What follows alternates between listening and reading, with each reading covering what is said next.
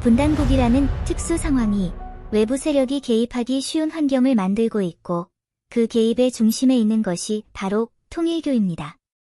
통일교는 표면상 종교단체로 알려져 있지만 사실은 한국에 설립된 CIA 공작기관으로 이번 한국 지배 계획의 노른자 역할을 하고 있습니다. 윤 전 대통령 부인과 통일교의 관계가 문제시되어 왔지만 이것은 빙산의 일각에 불과합니다. 수십 년에 걸쳐 한국 정치 엘리트층 깊숙이 세력을 심어 겉으로는 반공산주의 입장을 내세우면서 보수파를 지원하는 한편 좌파와도 협력 관계를 유지해온 그 속내막이 우리 눈에는 모순같이 보이지만 그들 지배층에게는 지극히 합리적인 전략입니다. 우파와 좌파를 양손에 얹고 어느 쪽이 정권을 잡던 자신들의 이익이 보장되는 전략이었고 그리고 여기에 중국 공작 조직이 유입되게 됩니다. 중국은 통일교 네트워크를 이용하여 한국 정계로의 영향력을 확대해 나갔으며 통일교는 종교조직이라는 방패막이로 중국과의 인적교류와 경제활동을 활발히 하여왔습니다. 명목상 종교적 교류였으나 실제로는 정보 수집과 자금 흐름의 은폐 등 말하자면 통일교는 중국과 CIA를 이어주는 가교 역할을 해왔던 것입니다.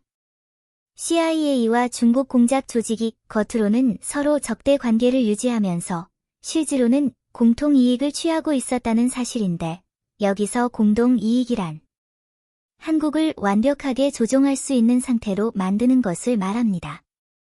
CIA 입장에서는 중국에 맞서 영향력을 행사할 수 있는 꼭두각시 정권이 필요했고 중국은 중국대로 미국 영향력 아래에 있으면서 실질적으로는 중국 이익을 위해 움직여줄 정권이 필요했던 것입니다. 겉으로는 미국, 알맹이는 중국이라는 이 복잡한 조건을 완벽히 충족시키는 후보가 바로 지금 한국 새 정권을 쥐게 된 인물이며 그는 반일 발언으로 중국을 만족시키면서 취임 후에는 일본과 미국, 한국 간의 협력을 부르짖어 미국의 경계를 늦추는 완벽한 이중 스파이 역할을 하는 존재입니다. 이와 같이 복잡한 공작 활동의 배경에는 지배층의 중요한 미래 예측이 숨어 있는데 국가 간 대립이라는 낡은 방식으로는 이미 효율적 지배가 불가능하다는 사실을 잘 알고 있는 그들 지배층은 종래의 틀에서 벗어난 새로운 지배 수법을 시도하게 됩니다. 냉전 시대와 같이 표면으로 드러난 진영 대립이 아닌 겉으로 민주주의 노선을 유지하면서 물밑으로 완벽한 조종 정치 시스템을 구축하는 것, 이것이 그들이 추구하는 새로운 지배 모델이었고 한국이 바로 그 새로운 모델의 실험장으로 선택되었던 것입니다. 표면상 민주주의를 가장하고 실제로는 사법의 정치화, 선거제도의 유명무실화, 매스컴 통제와 같이 자신들의 목표를 실현하는 수법이 한국에서 완성된 것입니다. 상당히 위험하고 교묘한 이 수법의 더 무서운 점은 앞으로 펼쳐질 계획입니다. 지배층은 성공한 한국 모델을 다른 나라에도 적용시킬 준비를 차악차악 진행 중이며 통일교의 네트워크는 이미 수십 년에 걸쳐 일본에도 깊숙이 침투하고 있습니다. 2022년 아베 전 수상의 사건으로 표면화된 정치가들과의 관계는 그 증거의 일부이며 한국 다음 차례가 일본이라는 사실의 가능성은 매우 높습니다. 통일교를 통한 세계 침투, 매스컴 영향력의 확대, 단계적인 정치 시스템 변질. 이들 요소는 이미 일본에서도 확인되는 현상입니다. 그러나 지배층에게도 약점은 있으며 그들에게 최대의 위협은 일반 사람들이 진실에 눈을 떠서 단결하는 것입니다.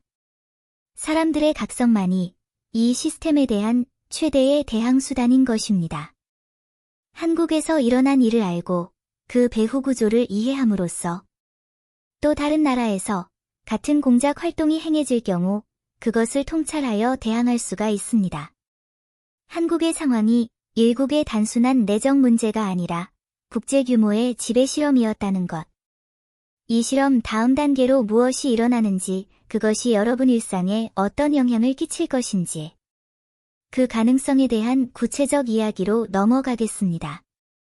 한국에서 완성된 이 지배 시스템은 이미 일본에서도 단계적 도입이 시행되고 있으며 한국 새 정부는 노재팬 정책의 본격적 부활을 시도하려 하고 있습니다. 이것은 단순한 외교 문제가 아니라 일본에 대한 조직적 공격 개시를 의미합니다. 겉으로는 역사 문제나 외교 마찰을 내세운 경제체제처럼 가장하지만 일본의 기술 기업에 대한 조직적 공격이 진짜 목적입니다. 특히 반도체, AI, 양자 컴퓨팅 등의 선단 기술 분야가 중요 표적이며 이것은 6년 전 문재인 정권 때의 노재팬 정책을 훨씬 웃도는 규모와 조직성을 가진 공격이 될 것입니다.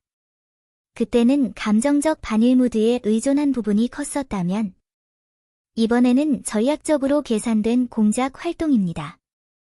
그 차이는 우선 한국 기업과의 기술 제휴와 인재 교류를 위장하면서 일본 기업 비밀과 기술 정보의 조직적 유출을 촉진한다는 것입니다. 이쯤 되면 단순한 산업 스파이 정도가 아니라 국가 수준의 기술 이전 강요 시스템이라 하겠고 더 교묘한 것은 이 기술 약탈이 중국과의 연계 아래서 행해진다는 점이며 한국에서 취득된 일본의 기술 정보는 즉시 중국에 공유되어 중국 기업의 경쟁력 강화에 활용된다는 사실입니다. 겉으로는 한국의 단독 행동처럼 보이지만 사실은 한중기술동맹에 의한 일본 포위망의 구축으로 기술뿐만이 아니라 문화면에서까지 K-팝이나 한류 드라마, 엔터티멘트 컨텐츠 등을 통해 특히 일본 젊은 층의 역사 인식을 바꾸는 공작이 본격화될 것입니다. 레크레이션 산업 컨텐츠에 반일적 메시지나 역사적 인식을 교묘한 형태로 짜넣어 이 문화를 오락으로 즐기는 일본 시청자들에게 자국에 대한 죄악감과 열등감을 무의식적으로 심어주게 될 것이며 이는 상당히 효과적인 고도의 쇠뇌 수법입니다. 문화 공격과 함께 제1한국인 커뮤니티와의 연계 강화를 노린다는 점은 더더욱 심각한 문제입니다. 한국의 새 정권은 제1한국인을 통해 일본 사회로의 영향력 확대를 중요한 전략으로 자리매김하고 있으며 교육 현장에서의 역사 교육 개입, 지방자치단체 정책 제언, 지역 커뮤니티의 여론 형성 활동 등을 들 수 있습니다. 특히 주목할 것은 지방의회 의원과 교육위원회 멤버들에 대한 공작 강화로 이들을 대상으로 한 대대적 공작 활동을 개시하여 지방에서부터 서서히 침투해 간다는 전략입니다. 한국에서 성공한 지배 모델의 핵심은 중앙정부만이 아니라 지방의 풀뿌리 정치에까지 모든 층의 영향력을 침투시키는 데 있고 일본에서 이미 그런 조짐이 보이고 있습니다. 통일교 네트워크를 통한 정계의 침투, 사법 분야의 귀화인 진출, 매스컴의 간접적 영향력 확대 등 한국 모델의 요소가 일본에서도 쉽게 확인되고 있으며 이는 두말할 것도 없이 한국에서의 성공 사례가 일본에서도 적용되고 있음을 의미합니다. 표면적으로 반일 정책을 내걸고 있는 한국 새 정권이 진짜 겨냥하는 것은 거대한 지정학적 목표입니다. 한일 관계를 결정적으로 악화시키면서 미국이 추진하려는 한국, 미국, 일본 3국의 협력체제를 파탄시키려는 이유는 한미일 3국의 군사 경제 협력이 중국에게 최대의 위협이기 때문인 것으로 중국은 전략적으로 한국을 조종하여 겉으로 한미일 협력을 지지하고 내부로는 협력체제를 파괴하는 공작을 자행하고 있습니다. 이 전략의 가장 무서운 부분은 한국의 공격을 내세워 일본 국민들 사이에 강경론과 융화론을 대립시키고 여론 분열을 일으켜 분열 통치를 노리는 것으로 일본 국민끼리 한국 문제로 야기된 감정적 대립을 일으키는 사이 보다 심각한 침투 공작을 물밑으로 소리 없이 진행한다는 계략입니다. 대일 공격 전략에는 한국 내의 시선을 다른 곳으로 쏠리게 하려는 목적도 있습니다. 많은 문제를 안고 있는 한국 새 정권이 국민의 불만이 높아지는 시점에 인위적으로 외부의 적을 만들고 그쪽으로 눈을 돌리게 하여 여론을 잠재운다는 전형적인 고전 수법을 쓰고 있는 것입니다. 진정으로 강한 정권이라면 구태여 외부의 적을 만들 필요가 없지만 신정권은 국내 정통성에 심각한 문제를 안고 있기 때문에 외교적 선동을 일으켜 지지 기반을 유지하려는 것입니다.